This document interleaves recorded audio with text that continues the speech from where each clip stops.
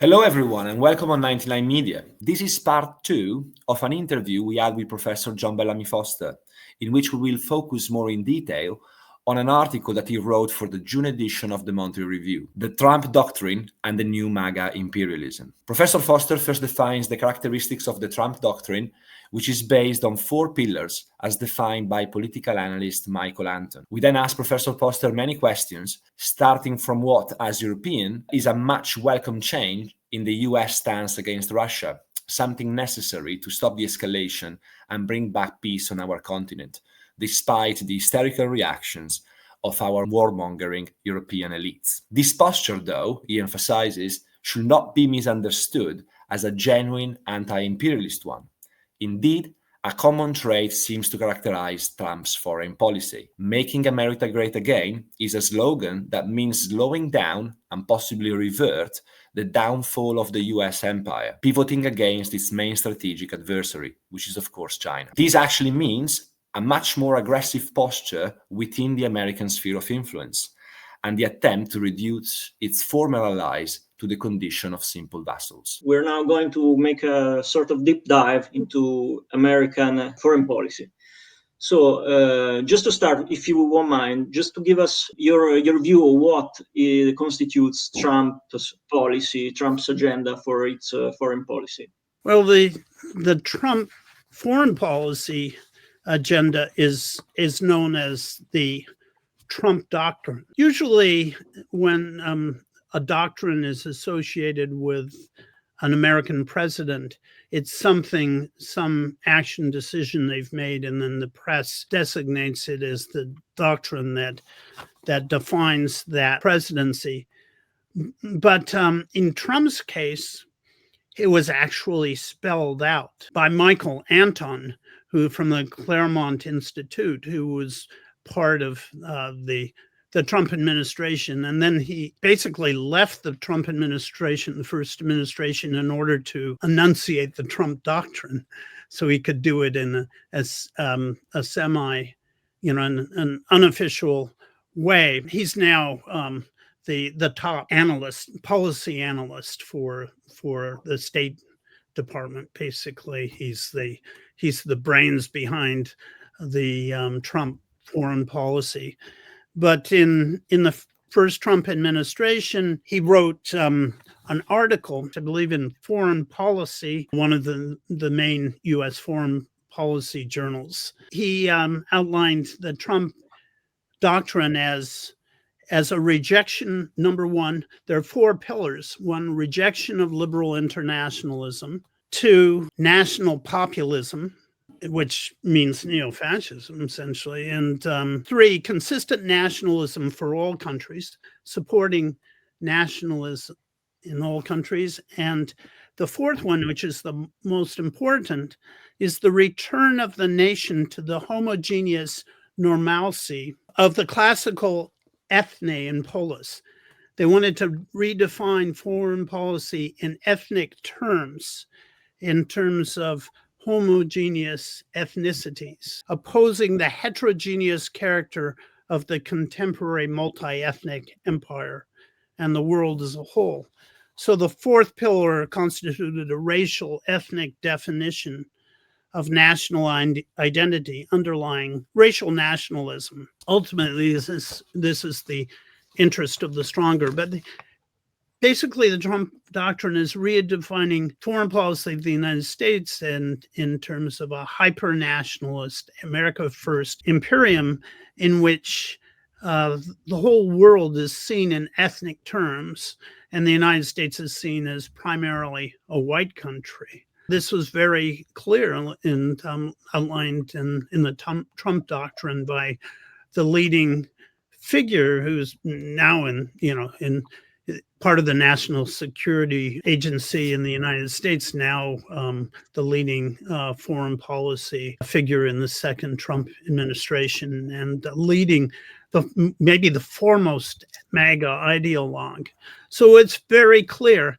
Now, the other part of it is that it's organized around China as being the principal threat, the new Cold War China. From the very beginning, the Trump and MAGA movement was about making peace with Russia, which they saw in ethnic terms. They'd say, well, the Russians are part of our racial stock. But the more important part was, in order to concentrate all U.S. firepower on China, they needed to have peace with Russia, even if that, interfered with their relationship to Europe. The idea is the Europeans will do anything we want ultimately, and we can call the shots. Can I interject on this part? Because I remember the first time I read your article in June, I read something that is actually also present in Europe, which I think is a massive misunderstanding of what Trump was gonna be. So before Trump's election, many people believed that there would have been serious attempts to put an end to the Russo-Ukrainian conflict, but to the point that was viewed by some geopolitical analysts even as a proof of some sort of anti-imperialist posture of the Trump administration. I know that in your article you mentioned the figure of Christian Parenti, which I was going to say Michael Parenti, but I don't think Michael Parenti would have ever said that.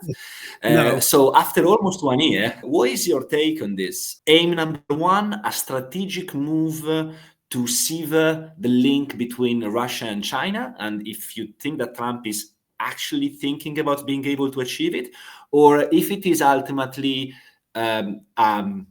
idealistic goal that they know they can't achieve, and that ultimately they're going to have to simply commission the war against Russia to us Europeans, because it looks as if our politicians are quite keen to embark in that. Well, today or was it yesterday, the Trump administration came out with a 28-point plan on Russia, which involves ceding Donbas or accepting Russia's control of Donbas, and then trying to introduce security guarantees from there.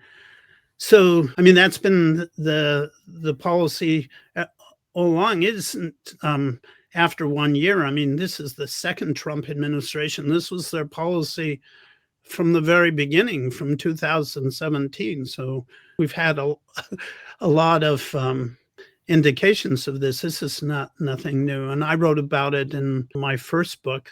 The Trump administration would like to be able to end that war, at least insofar as direct U.S. involvement is concerned, by coming agreement with Russia, and that Donbas belongs to Russia.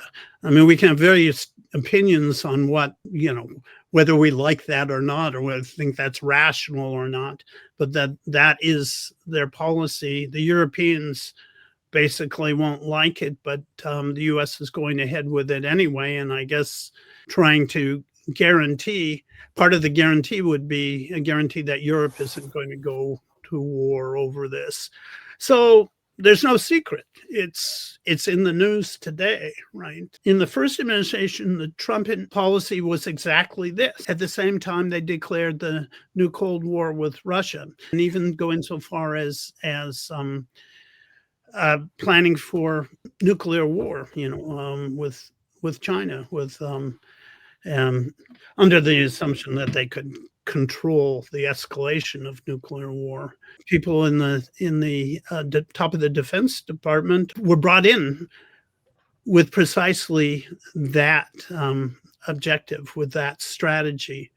So none of this is a secret. The Trumpists, the MAGA movement, think they have to stop China, that China is going to bring the United States down, and so they want to stop it. And they don't care about the rest of the world, except insofar as it affects the new Cold War on China. And they're going to try and stabilize things elsewhere and then put all of their marbles there. And even with Venezuela, it has to do with the strategy of pushing China out of Latin America.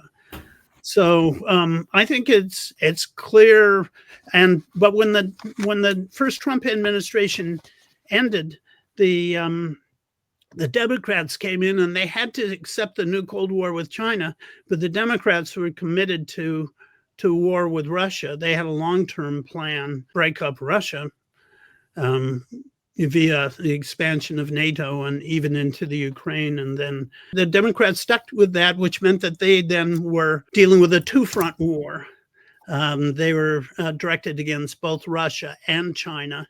And then, of course, Russia and China come closer together under these circumstances. And the Trump administration is trying to separate them again. It basically, it wants to pull Russia from China, and it wants to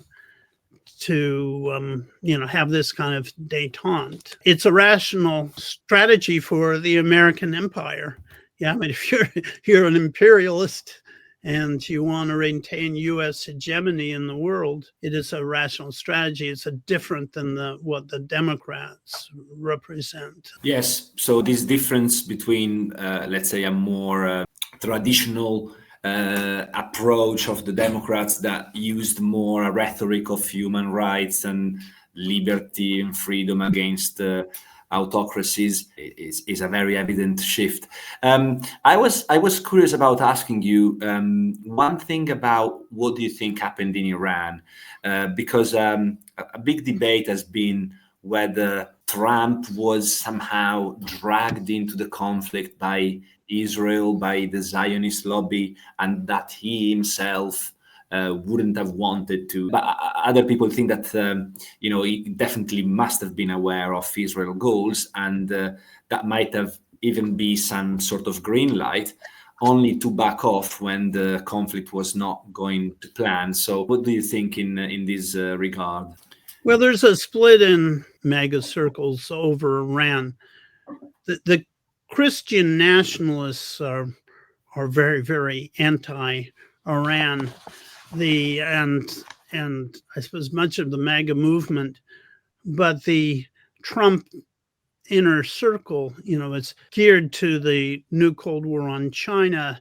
They don't want conflict with Iran because, although, I mean, it could be part of the new Cold War with China, but they basically want to contain Iran in some way and focus their strategic power on China. You could see this when Elbridge Colby, who was the leading analyst, the leading figure in the Defense Department under the Secretary of Defense, but Colby is the planner, defense strategist on the Republican side, and very strong in promoting a war with China, even at low-level nuclear conflict. Colby was, when he came up for confirmation, the big issue was Iran, because Colby had said, let's ignore Iran, let's focus on China, right? And all of the top MAGA people all supported Colby. Trump did, the dominant players within his administration. But Colby was under fire from Christian nationalists. He was finally confirmed. And, he tried to back down a little bit in the hearings, but it's very clear what the Trump strategy was to contain Iran and just go around Iran and deal with China. Trump had to make some kind of a demonstration,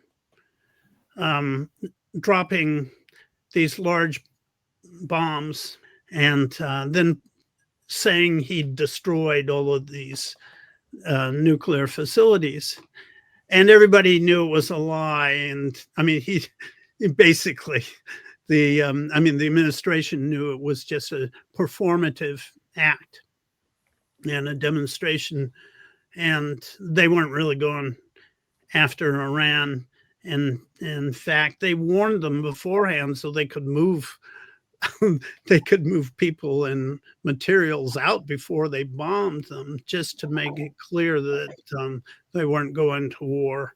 Right now, the Trump administration is not serious attacking Iran. It's a distraction in their view from China, and they've really had to back down on China because they had these enormous, like 140% tariffs and stuff. China basically had a monopoly at this point on rare earths, and they could stop all of U.S. high tech. China raised the rare earth issue, and the United States had to completely back down on its tariffs on China. So, but that isn't a sign of détente. That's a sign of the U.S. was forced into a retreat. So what is the U.S. doing? It's saying they're going to intervene in Nigeria over genocide against Christians. There's no genocide, but Nigeria has the largest rare earth operation in Africa. And that's what they want. Everything is really governed by this. Do you think they will actually go to Nigeria?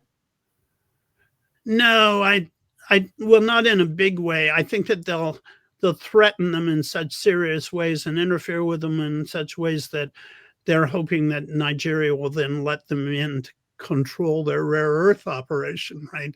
Let U.S. corporations in. It's sort of a game of bluff. The United States has all sorts of ways to exert power to get what it wants, but it doesn't want Nigeria. It just wants the rare earths, and maybe it can force Nigeria to let them control that. I was going to ask, what did you think was the common trait of Trump's foreign policy? I think it's pretty clear that from your previous answer that is a pivot to Asia. That's the real priority. But if we go back to the idea of Venezuela, similar to what Matteo just asked you, do you think that there is it's more likely there to have an intervention? I mean, we have also had the Nobel Prize to Machado that kind of like prepared the ground for it.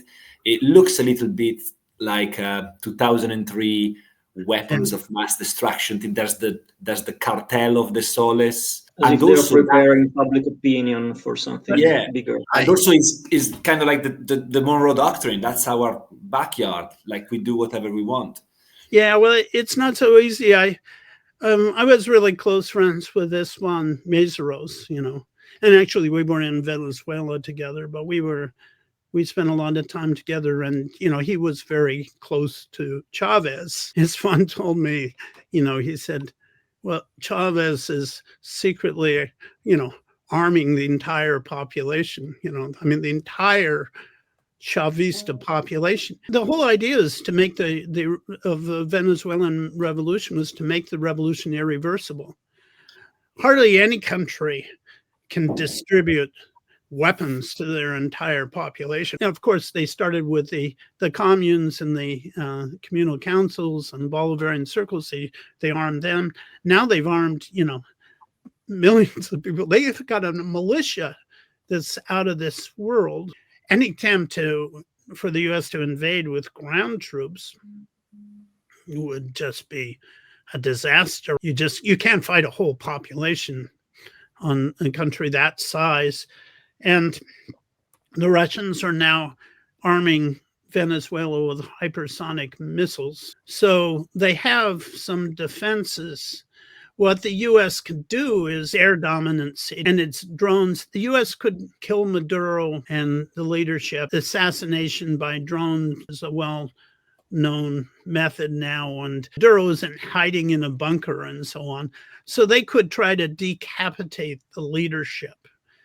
And one of the things they have been doing is using electronic means to destroy the electrical system, and actually in the last week to disrupt the Venezuelan satellite system.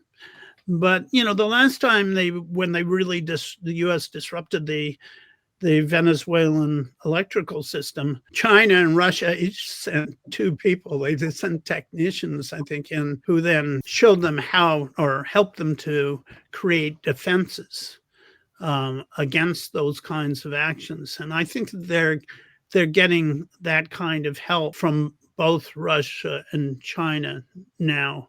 So they have some defenses. All these little interventions that the U.S. has done and coup attempts have failed because only a small part of the population that is anti-Chavista. And that's not likely to work. I think that they might try what Israel does to Iran and stuff, and what the U.S. has done in the past is assassinations and sabotage, right? But a military intervention would be very hard to pull off, and all of Latin America would be aflame. Latin America is already shifting really against the U.S. and the Trump administration over this, and you can see Colombia under Petro and Lula, and if the U.S. attempted that, it's not the same Latin America as it was in the 1960s and 70s. The U.S. can't act with the same impunity, I believe. At least the resistance is going to be much, much greater. They don't have a lot of options, but what they want to do is create so much havoc that somehow a military leader, the military leadership will move in and remove Maduro or something. In fact, there have been recent indications the U.S. is trying to communicate with the military leaders in Venezuela, try to get some of the generals to shift. But the population is not fooled. I mean, it was just announced by what's her name, the Nobel Prize winner. She came to power. She would get $1.7 trillion of Venezuelan assets away. Trying to encourage the United States to go ahead and put her in power so that she can deliver Venezuela's assets to the United States. But that's not going to be very popular in Venezuela, right? Yeah, she is really a Nobel Prize for not for peace, but for the Pax Americana. It's almost time for the yearly coup in Venezuela. It's almost a regular appointment now.